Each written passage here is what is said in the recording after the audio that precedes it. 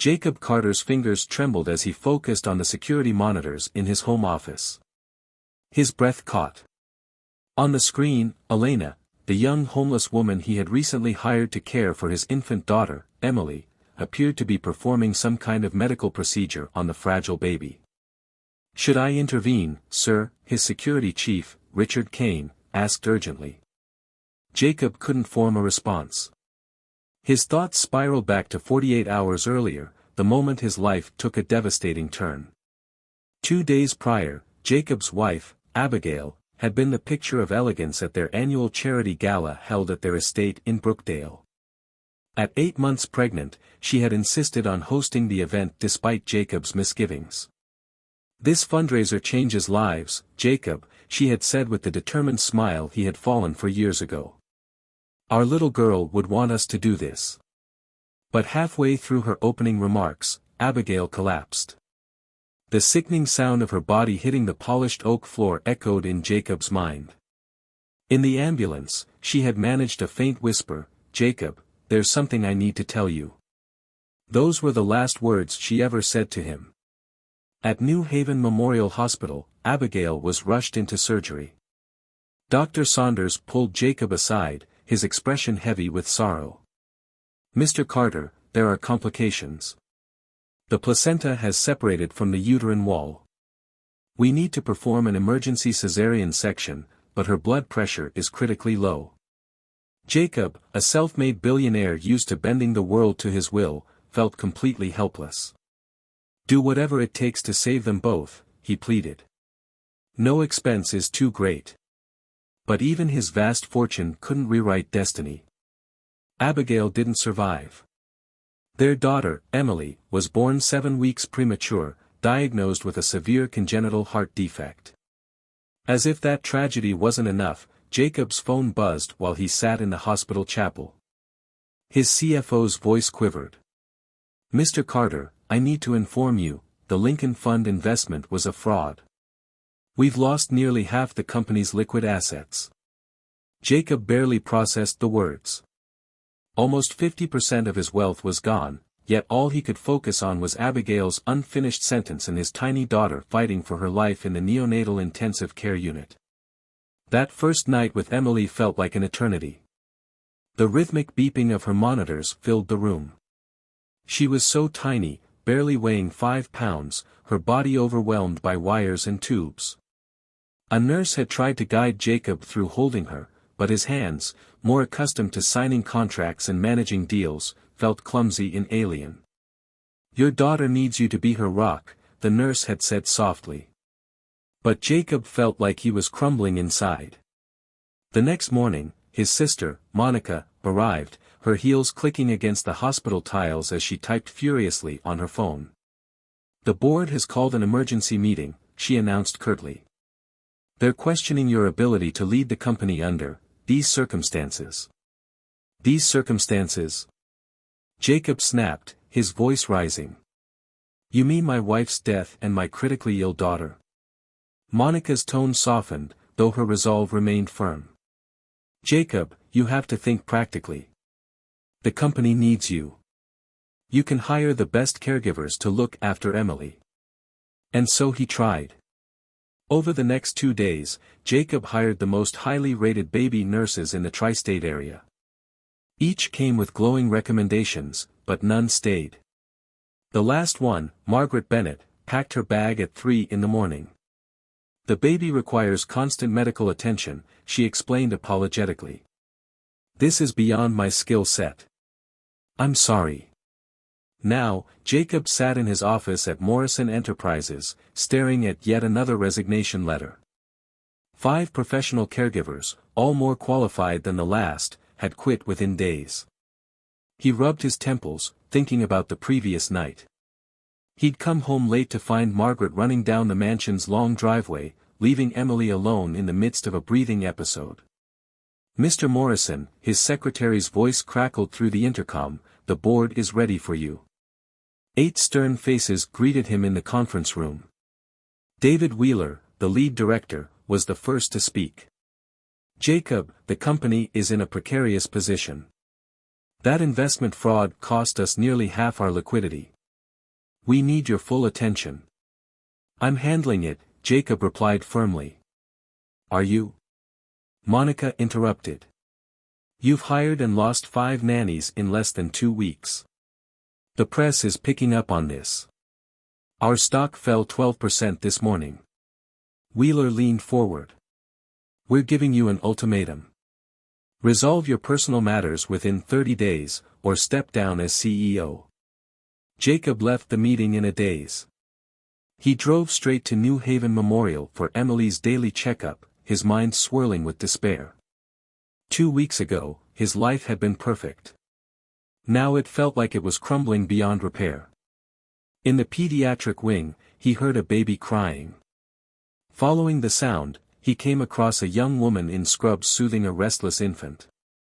Her movements were confident and calming, almost professional. Excuse me, Jacob called out, are you a nurse? The woman turned, and Jacob noticed her clothes were clean but worn. She wasn't wearing an ID badge.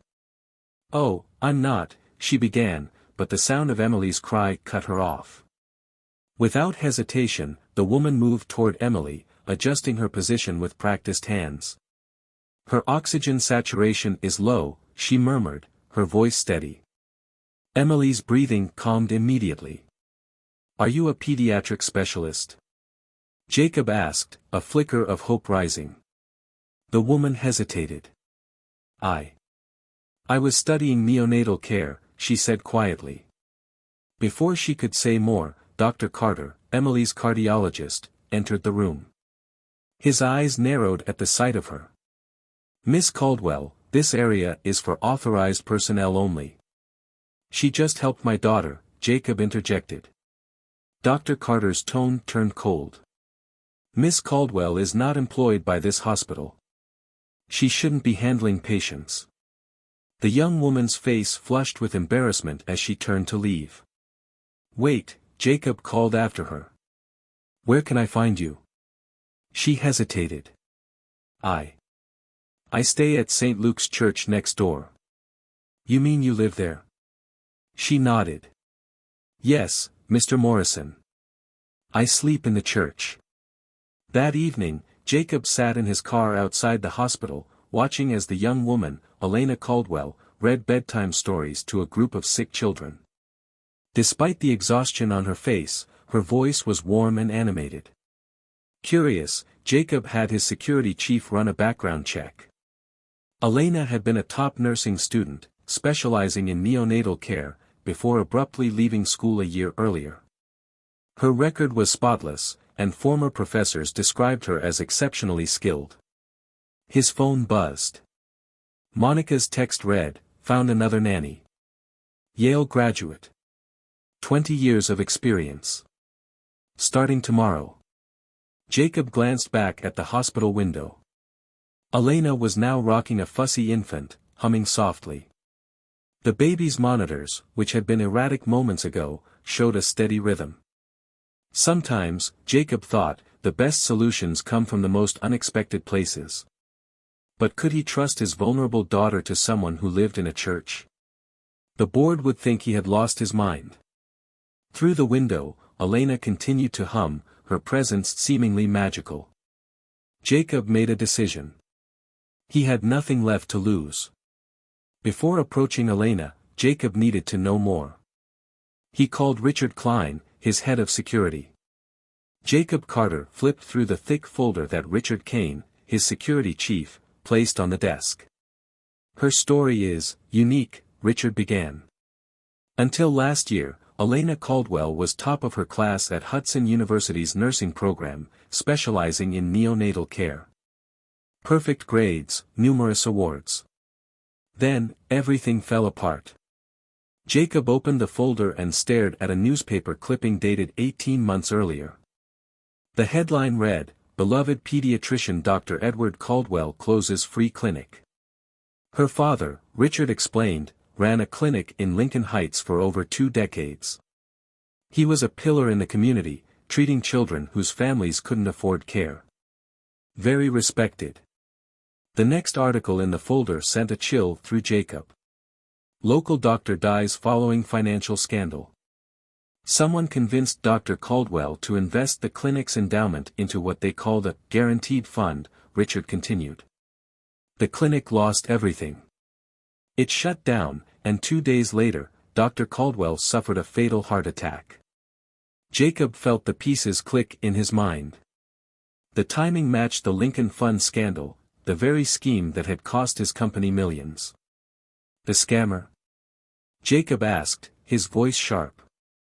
Did they ever catch him? Richard shook his head. No, but the FBI believes it's the same person behind several fraudulent schemes, including the Lincoln Fund. Jacob looked at a photograph in the file. It showed Elena Caldwell standing proudly beside her father at her nursing school graduation, both of them beaming in white coats. What happened after? Jacob asked. Richard leaned forward. After her father's death, she dropped out of Hudson to care for him during his final weeks. Between medical bills and losing the clinic, she lost everything, her scholarship, their house. Since then, she's been living in shelters and volunteering at hospitals. Jacob's desk phone buzzed. His secretary's voice came through. Dr. Carter from Green Valley Memorial is here to see you. Dr. Carter entered the office, his expression tight with disapproval. Mr. Carter, he said curtly, I hear you've been investigating Elena Caldwell. I strongly advise against involving her with your daughter. Jacob raised an eyebrow. Why not? She's unstable, homeless, and her father, though respected, left a legacy of negligence that ruined lives. Jacob's tone sharpened. Her father was a doctor who helped thousands of children. Until he started making reckless mistakes, Carter interrupted. In his final year, I witnessed it firsthand. I was chief resident under him. Jacob frowned. What mistakes? He was careless. Now his daughter is following the same dangerous path, practicing medicine without a license. Jacob's voice turned icy. She's not practicing medicine. She's helping sick children while trying to rebuild her life. Dr. Carter crossed his arms. Your daughter needs professional care, not some homeless woman with a sob story. After Carter left, Jacob turned to Richard. Dig deeper into Dr. Caldwell's final year. Something about Carter's version doesn't add up. That evening, Jacob sat in his office, watching hospital security footage. Elena was carefully organizing medical supplies, labeling each container with precision. When a nurse handed her a mop, she accepted it without hesitation, cleaning the floor to earn her keep. Jacob's phone buzzed. It was his sister, Monica. The text read, Have you lost your mind? The board will have you removed if you let a homeless girl care for Emily. Jacob ignored the message. On the screen, Elena was soothing a crying infant with practiced ease. Even the hospital nurses seemed to look to her for guidance. Jacob's instincts, honed over years of running his business, told him there was more to Elena's story than a simple fall from grace. This is completely inappropriate, Mr. Carter, Dr. Saunders said, turning toward the security camera, knowing Jacob would watch the footage later. This woman is not qualified to care for an infant in Emily's condition. Before Jacob could respond, Emily's breathing monitor began to shriek. Her oxygen levels were dropping rapidly. Without hesitation, Elena adjusted Emily's position and increased her oxygen flow. Dr. Saunders reached for the emergency medication. Stop, Elena said firmly. That's the wrong dose for her weight. The correct dosage is on her chart. Dr. Saunders paused, his face reddening as he double-checked the chart. She was right. Moments later, Emily's vitals stabilized. Without another word, Dr. Saunders stormed out of the room. She just corrected a doctor, Jacob pointed out as he watched the footage. She got lucky, Monica retorted skeptically. That afternoon, Rebecca brought Jacob lunch to his office, setting it down as she unfolded a tabloid headline on her tablet, Grieving Billionaire Hires Homeless Nanny. Look at this instead, Jacob said, pulling up clips from the security footage. 3 a.m., Elena meticulously cleans Emily's breathing tubes. 4 a.m., she's researching new treatments on her phone. 5 a.m., she's praying quietly by Emily's crib. Rebecca sighed. She's good with Emily, she admitted reluctantly. But, Jacob, your reputation. Their conversation was interrupted by the live feed on the screen. Emily was having a seizure. Elena sprang into action, administering emergency medication with steady hands, positioning Emily correctly, and calmly calling the emergency line Jacob had provided. She soothed Emily while keeping track of her vitals, her demeanor composed and professional. Jacob grabbed his car keys, but Richard Kane stopped him. "Wait, sir. Watch." On the screen, Elena continued to work with precision. Within minutes, Emily's seizure subsided. Elena stayed at her side, monitoring her vitals and softly singing until Emily had fully calmed. Rebecca turned to Jacob. The last nanny would have quit. That night, Jacob reviewed more footage. He saw Elena reading medical journals during Emily's naps, learning how to operate the more advanced equipment, and meticulously documenting Emily's responses to her treatments. At midnight, Elena made a phone call. "Mom," her voice cracked, "I know you're not really here, but I needed to talk. This little girl, she reminds me of the babies at Dad's clinic. I have to help her. I have to make this right." Jacob turned off the monitor, emotions swirling. Perhaps he hadn't just hired a caregiver. Maybe Elena needed Emily just as much as Emily needed her. His phone buzzed. Monica had sent a text, "Emergency board meeting tomorrow. Topic, your fitness to lead. Last chance to fix this." On the screen, Elena was gently adjusting Emily's oxygen levels, her expression full of care and love for the child. Jacob made up his mind. He'd fight every board member, doctor, and tabloid if he had to. Sometimes, the best decisions were the ones that seemed the most irrational. "I gave everything to save one life," Elena replied firmly to Michael, "just like my father would have done." After Michael left, Jacob watched Elena return to Emily, who was beginning to fuss. Despite having been up all night, Elena smiled warmly at the baby, her exhaustion hidden behind her gentle care. Richard Kane entered the room with a report. "Sir, she sold the necklace. The specialized heart monitor will arrive tomorrow." Jacob stood abruptly. "Cancel the order. Get her necklace back." "Sir," Kane hesitated, "she made the sale non-refundable." On the security screen, Jacob saw Elena humming softly to Emily as she monitored the baby's vitals, her bare neck a visible reminder of her sacrifice. Rebecca sighed, leaning against the doorframe. "Jacob, you need to stop this. You're too emotionally involved. It's unprofessional." But Jacob wasn't listening. He focused on Elena, watching as she checked Emily's oxygen levels with the same quiet dedication she'd shown since day one, despite having just given up her last connection to her mother. His phone buzzed with a message from Dr. Saunders, concerning development with Emily's condition. "Urgent meeting requested." Jacob looked back at the screen. Elena was reading a medical journal while Emily slept beside her, utterly focused on finding better ways to help the baby. The board wanted him to fire her. His assistant called her a liability. His family thought he was reckless. But Elena had sacrificed her most precious possession without a second thought for his daughter. Sometimes, Jacob realized, the most professional decision was to trust his instincts. Meanwhile, Monica sat in her private investigator's office, combing through files on Elena's late father, Dr. Caldwell.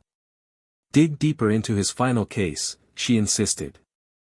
"Dr. Saunders said there was malpractice." Actually, the investigator said, pulling out a folder, Dr. Saunders wasn't entirely truthful. A month before the financial scandal, Dr. Caldwell uncovered irregularities in his clinic's finances. He was investigating when. When what? Monica pressed. When someone convinced him to invest in a fraudulent scheme. The investigator paused. The same investment pattern as the one that hit your brother's company. At the Carter mansion, Elena remained unaware of the brewing investigation. Security footage showed her rushing to the bathroom between Emily's feedings, her cough worsening. Jacob noticed her labored breathing in multiple clips, realizing she'd been hiding her own condition for weeks. His phone rang. The caller ID was blocked. "Mr. Carter, this is Linda Grant with Child Protective Services. We've received a complaint about Emily's care. We'll need to conduct an immediate inspection." Jacob froze. "What complaint?" "Concerns have been raised regarding an unqualified, homeless individual providing medical care." After hanging up, Jacob returned to the security feed. Elena was performing Emily's breathing treatments with perfect precision, even as her own breathing was visibly labored. Richard Kane entered the office with grim news. "Sir, Abigail's family has filed for custody. They're claiming your erratic behavior and hiring an unqualified caregiver put Emily in danger." The security monitor beeped. Dr. Saunders was back, this time accompanied by hospital administrators. "Miss Caldwell," Saunders said with a smirk, "we're conducting a review of all patient care providers. Please provide your current medical licenses and certifications." Elena, calm despite her exhaustion, focused on Emily. "Mr. Carter is aware of my qualifications.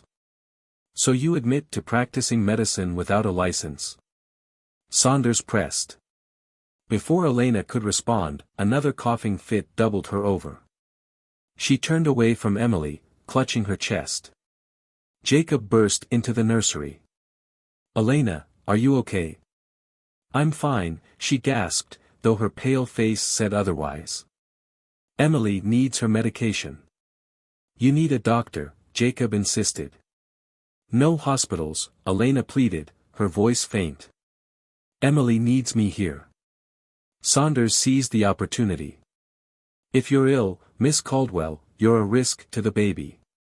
I'll have to report this." Later that night, Jacob reviewed old footage of Elena discreetly checking her own pulse and making quiet phone calls about medication prices. Charlotte interrupted, her expression tense.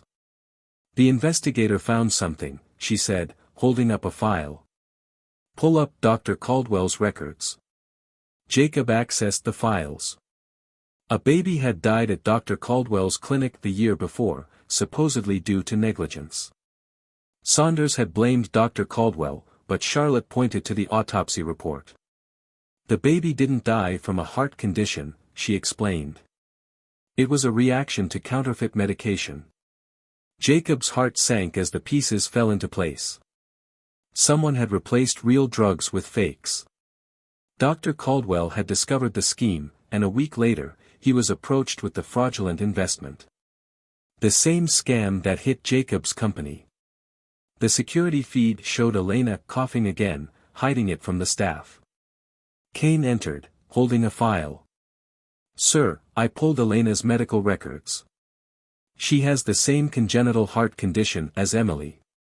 She's been hiding it and working despite needing treatment herself." On the screen, Jacob saw Elena wipe her mouth. There was blood.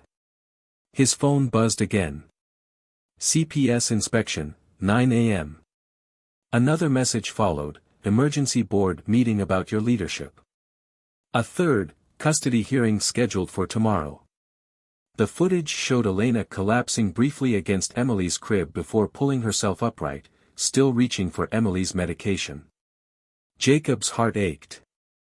Elena, sick and exhausted, never stopped putting Emily first. At 2 a.m., everything fell apart. The new heart monitor, the one Elena had traded her mother's pearls for, began alarming. Elena struggled to reach Emily, but a violent coughing fit doubled her over. On the security feed, Jacob watched in horror as both Elena and Emily began struggling to breathe. "Call an ambulance," he shouted, bolting toward the nursery. By the time he arrived, Elena was already performing emergency procedures on Emily, her own lips turning blue. "She's crashing," Elena gasped, barely able to speak. her heart rates dropping. Dr. Saunders arrived with the emergency team. "Step away from the baby," he commanded. "No." Elena rasped. "The standard protocol will shock her system. Start with half the dose, increase gradually, monitor each step." "Remove her," Saunders ordered. "Wait." Jacob intervened. "Let her speak." Elena's voice was weak but precise as she gave detailed instructions. Before she could finish, she collapsed beside Emily's crib. "I need to know," Jacob said firmly. "You need this surgery." "I cannot," Elena wheezed. "No money, no insurance." "Emily needs." "I am paying for it," Jacob interrupted. Tears welled in Elena's eyes. "Why?" Jacob pulled out his phone, showing her security footage from the nursery.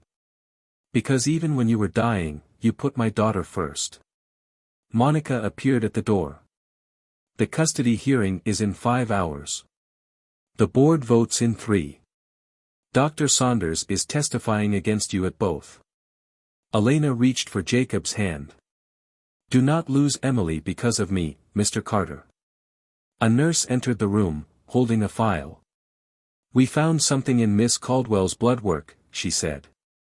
"She has the same genetic marker as Emily. The heart condition is hereditary." "The same condition that killed Abigail," Jacob whispered, the pieces clicking into place. Abigail's last, unfinished words. The investment scams. Dr. Saunders' involvement. It all fit. Elena's heart monitor began to beep erratically. "Surgery now," the doctor ordered. Jacob stood there, torn between staying by Elena's side and fighting for his daughter's future. The truth could save his company, his reputation, and his custody rights, but Elena might not survive without someone advocating for her care. Sometimes, Jacob realized, the hardest choices reveal who we really are. Jacob had 3 hours before the board meeting, before the custody hearing. As Elena was wheeled into emergency surgery, Jacob pulled out his phone. "Kane, I need everything on Dr. Saunders' connection to those pharmaceutical companies. And find Abigail's personal laptop." While Elena was in surgery, Jacob sat beside Emily's hospital bed, scrolling through years of records, financial statements, medical files, and Abigail's digital diary. The pieces painted a disturbing picture. "Sir," Kane called. "We found Abigail's laptop. There's a video file from the day before she died." Jacob opened it. Abigail's face filled the screen, her expression determined. "Jacob, if you are watching this, something has gone wrong. I have uncovered something terrible at the hospital. Dr. Saunders is involved in a counterfeit drug operation. When I confronted him, he threatened me, said he would make it look like a prescription error killed me if I talked." Jacob's hands trembled as Abigail continued. "I am sending proof to the FBI tomorrow. But if something happens to me, you need to know, our baby has my heart condition. Dr. Saunders knows. He plans to use experimental drugs on her. Do not trust him with our daughter." The video ended. Jacob checked the timestamp. Abigail had died before she could send the evidence. Monica burst into the room. "The board meeting starts in an hour. Call the hospital board too," Jacob said grimly. "And the FBI." In the operating room, Elena's surgery hit complications. Her heart was struggling under anesthesia. A nurse approached Jacob with an envelope. "Miss Caldwell left this for you, sir. She said to open it if something went wrong." Inside, Jacob found a detailed map of the counterfeit drug operation, painstakingly compiled from Elena's time working in various hospitals. It included names, locations, and Dr. Saunders' role. The board meeting convened in a hospital conference room. Dr. Saunders sat smugly with Monica and Abigail's family's lawyers. "Mr. Carter," the chairman began, "your behavior." Jacob held up a hand. "Before we begin, I have something to show you." He played clips of Elena caring for Emily, her precision, her sacrifice, and the moment she sold her mother's necklace for the specialized heart monitor. Then he played Abigail's video. "This is absurd," Saunders scoffed, standing up. "I am leaving." "Sit down," an FBI agent said, stepping into the room. "We have questions about certain pharmaceutical investments." The hospital board chairman turned pale. "Dr. Saunders, is this true?" "Check his offshore accounts," Jacob said. "The same accounts tied to the investment scam that destroyed Dr. Caldwell's clinic after he exposed the counterfeit drugs." A nurse rushed into the room. "Mr. Carter," Miss Caldwell's heart stopped. Jacob ran to the operating room window. The surgical team was performing CPR on Elena. She knew, Jacob realized aloud. She took this job because she recognized Saunders from her father's case. She was gathering evidence while protecting Emily. The FBI agents escorted Saunders out in handcuffs as the surgeon announced, "She's back. Her heart is beating." Monica touched Jacob's shoulder. "The board saw everything. They are calling an emergency vote to remove Saunders' allies from the company." Abigail's family's lawyer approached Jacob. "We are withdrawing the custody petition. And we want to help fund Dr. Caldwell's clinic rebuilding project." Jacob barely heard them, his eyes fixed on Elena's vital signs stabilizing while Emily slept peacefully in the next room. 3 days later, Elena woke up in the cardiac unit. Jacob sat beside her, holding Emily. "How long was I out?" she asked weakly. 3 days. "Emily missed you." Elena tried to sit up. "The evidence." "Dr. Saunders is in federal custody," Jacob assured her. "The FBI found everything, fake medications, offshore accounts, and the connection to my company's fraud." Abigail knew, Elena said quietly. "I found her research hidden in Emily's medical files." "Why did you not tell me you were investigating?" Jacob asked. "I could not risk Emily's safety. If Saunders suspected I knew." A nurse entered with news. The hospital board voted unanimously to restore Dr. Caldwell's medical license posthumously. They also cleared him of all negligence charges. Jacob smiled. "Your father was a hero. Just like his daughter." Elena wiped her tears. "I just wanted to finish what he started." Jacob handed her an envelope. "The Abigail Carter Foundation," he explained. "I am establishing it with the recovered fraud money. We will rebuild your father's clinic, fund genetic heart condition research, and provide care for children in need." Elena stared at the documents. "This is millions of dollars. And I want you to run it." "But I never finished school," she said. Jacob handed her another envelope. "Full scholarship to complete your degree. Plus a grant for advanced medical research." Elena shook her head. "I cannot leave Emily." "You will not have to. The foundation will be based here, at New Haven Memorial. Emily will get the best care while you finish your studies." Monica entered the room, holding a familiar velvet box. "We tracked it down," she said. "The board insisted on buying it back for you." Elena's hands shook as she opened the box. Her mother's pearl necklace glimmered inside. "I do not deserve this." "You deserve more," Jacob said, his voice soft. He handed Emily to Monica and took Elena's hand. "The foundation needs 2 directors, one with medical expertise and one with business experience." Abigail wanted Emily to have both parents.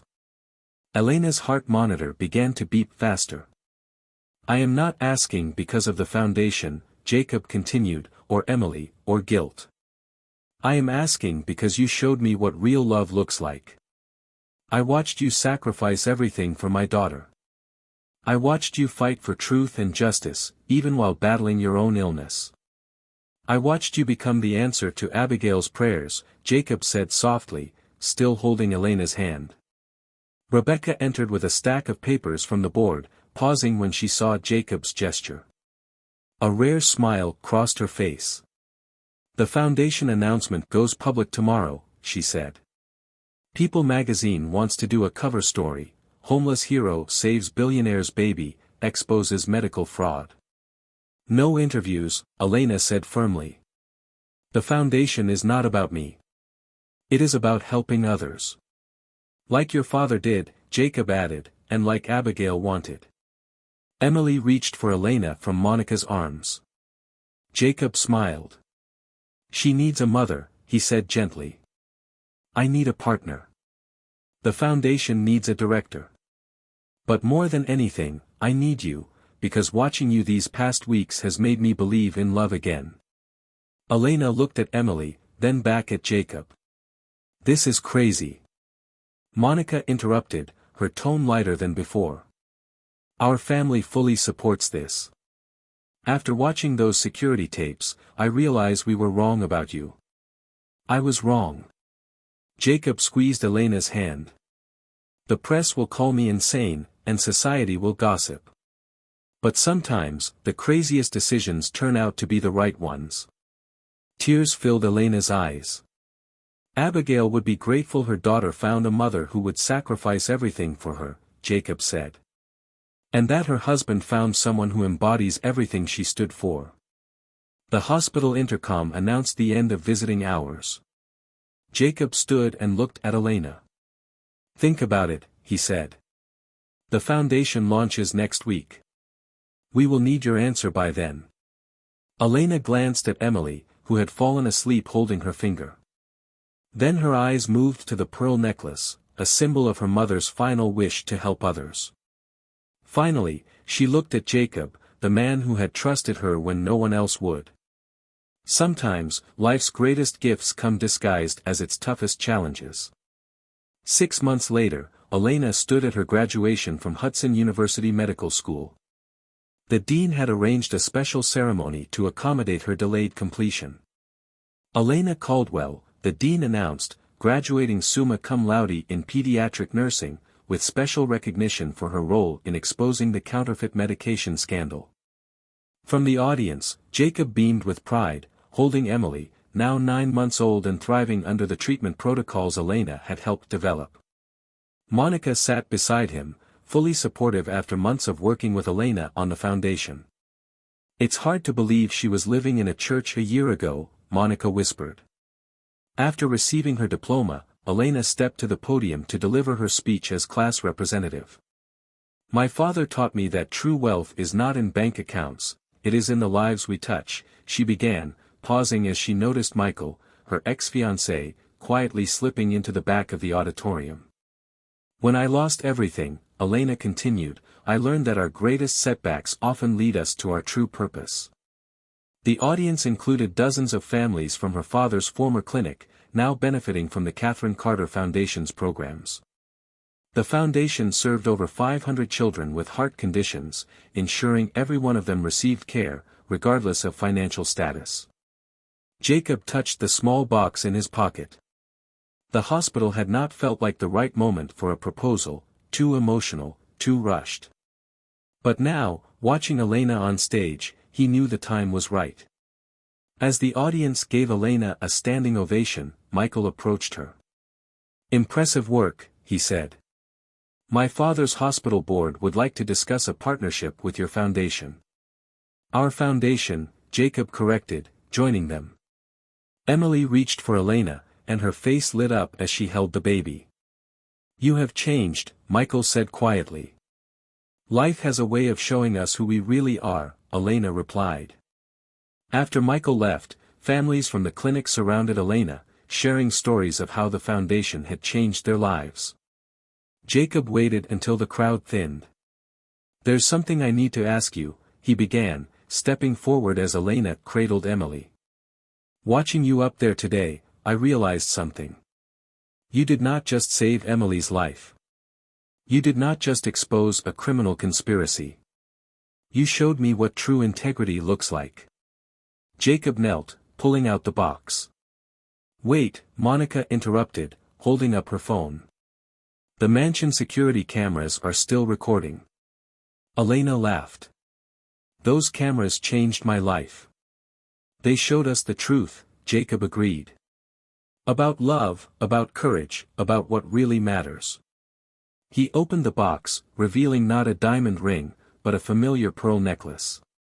Your mother's last wish was for you to help others, he said. Abigail's last wish was for Emily to be loved and protected. Will you help me fulfill both their wishes? Will you be Emily's mother, and my wife? Elena looked at the pearls, then at Emily, who chose that moment to say her first word, Mama. The audience erupted into applause. Monica wiped away tears, already planning the wedding. The families from the clinic beamed, witnessing the happiness of their guardian angel. The dean stepped forward. Dr. Elena Caldwell Carter. That has a nice ring to it. Yes, Elena whispered as Jacob placed the pearls around her neck. To everything, yes. Later that evening, in the mansion's security room, Jacob and Elena watched footage from the past year, their first meeting, her tireless care for Emily, and the night she saved both their lives. Should we take down the cameras? Jacob asked. Elena touched the pearl necklace. Keep them, she said. As a reminder that sometimes the most beautiful truths come from just watching love in action. Monica entered, juggling wedding magazines and foundation reports. The new pediatric wing opens next month. We already have a waiting list of families needing help. Emily slept peacefully in Elena's arms, her heart monitor showing strong, steady beats. Sometimes, life's greatest gifts come from trusting people's hearts, not their circumstances. 1 year later, the Catherine Carter Foundation held its anniversary gala in the same ballroom where Abigail had collapsed. The room was filled with families whose children had received care, medical professionals, and business leaders. Monica, now head of fundraising for the foundation, took the stage. Tonight, we celebrate more than just numbers: 500 children treated, 10 new pediatric clinics opened, over $1 million in medical research funded. But our greatest success story begins with security camera footage I once thought would destroy my brother's reputation. The lights dimmed, and the massive screen displayed images from the past year: Elena sleeping in a church, Emily struggling to breathe, and their first meeting at the hospital. I fought hard against hiring Elena, Monica admitted to the audience. I was wrong. She stepped aside, and the screens behind her lit up with footage being shared publicly for the first time. The room watched as Elena sold her pearl necklace, stayed countless nights by Emily's side, and collapsed while saving the child's life. The scenes shifted to Dr. Saunders' arrest, Elena's graduation, and Jacob's heartfelt proposal. In the audience, several of Dr. Saunders' former associates sat silently in their prison jumpsuits, brought to witness the gala as part of their rehabilitation program. The counterfeit drug scheme these individuals participated in cost lives, Jacob said as he took the stage, including nearly those of my wife and daughter. But tonight is not about punishment, it is about redemption. Elena joined him on stage, carrying Emily, now a healthy, curious toddler. The Catherine Carter Foundation is not just about treating children, she announced. It is about ensuring the safety of every child. We are funding oversight programs to prevent future medication fraud because every child deserves safe, effective treatment, no matter their family's financial situation. The screens behind her displayed new footage: Elena training staff at the newly reopened Caldwell Free Clinic, Jacob negotiating partnerships with pharmaceutical companies, and Emily taking her first steps in a hospital ward, where she now visited other children. But tonight's biggest announcement isn't about numbers, Elena continued. It is about family. The screens switched to live feeds from the Foundation's clinics across the country. Children received life-saving treatments. Parents cried tears of relief. Medical teams worked without concern for payment. My father's clinic helped hundreds of children before fraud destroyed it, Elena said. Today, we are helping thousands. And we are just getting started. Monica returned to the stage with breaking news. The FBI's investigation, sparked by Elena's evidence, has uncovered similar schemes in 12 other states. The Catherine Carter Foundation will oversee the implementation of nationwide oversight programs. In the back of the room, Michael stood with his hospital board. "I am proud to announce a full partnership with the foundation," he said. "Every private hospital in our network will adopt your protocols and accept foundation patients." Jacob squeezed Elena's hand, remembering how close he had come to losing everything a year ago.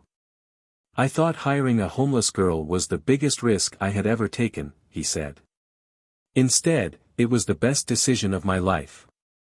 Steady on her feet, Emily walked to the podium. "Mama," she said into the microphone, reaching for Elena. The audience erupted in applause. Among them sat the nannies who had quit, the board members who had doubted Jacob, and the social workers who had questioned his judgment. "Security cameras do not lie," Monica concluded. "They showed us a woman who gave everything to save one child and ended up saving thousands. They revealed that true character is found not in circumstances but in choices." After the presentation, Elena approached a young medical student struggling to pay for books. Without hesitation, she removed her pearl necklace and placed it in the student's hands. "Take it," Elena said gently. "Help others, like my mother wanted. Like your future patients need." Jacob watched from the security feed as Elena paid forward the same kindness that had changed her life. "Should we finally take down the cameras?" Jacob asked later that night. Elena smiled as she watched Emily sleep peacefully on the monitors. "Keep them," she said. "As a reminder that sometimes the best way to see the truth is to simply watch love in action." The foundation's success had made headlines nationwide, "Homeless Hero to Healthcare Hero, the Elena Caldwell story."